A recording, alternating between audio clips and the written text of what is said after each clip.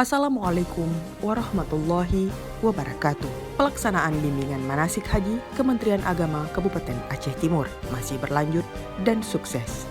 Hari ini, Selasa 9 Mei 2023, merupakan hari kedua dari 7 hari yang direncanakan. Seperti yang diberitakan sebelumnya, bimbingan manasik haji bagi 225 jamaah haji atau JH Aceh Timur dilaksanakan secara serentak dari 8 hingga 15 Mei 2023 dan dipusatkan di 4 lokasi, yaitu Kecamatan Simpang Ulim, Kecamatan Juluk, Kecamatan Idirai, dan Kecamatan Perlak Barat.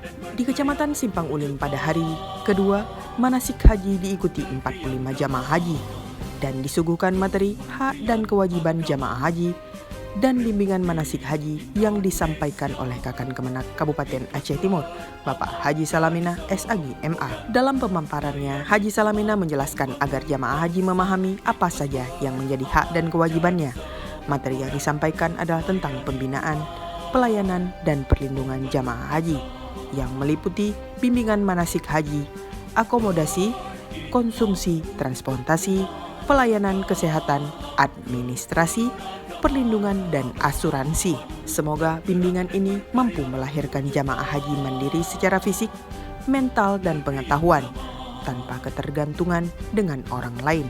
Juga untuk meningkatkan kemampuan jamaah dalam pengendalian diri dan menjaga kesucian hati. Jelas Haji Salamina. Terakhir, Haji Salamina mengatakan jamaah haji Aceh Timur yang tergabung dalam kloter 10 gelombang pertama, yaitu Aceh Timur, Aceh Tamiang, dan Kota Banda Aceh, akan diberangkatkan dan memasuki embarkasi Aceh pada 1 Juni 2023. Pungkas Haji Salamina. Dari Kabupaten Aceh Timur, Dara Syahrafuna SPD dan Irfan Esosi, Humas Kantor Kementerian Agama Kabupaten Aceh Timur, melaporkan.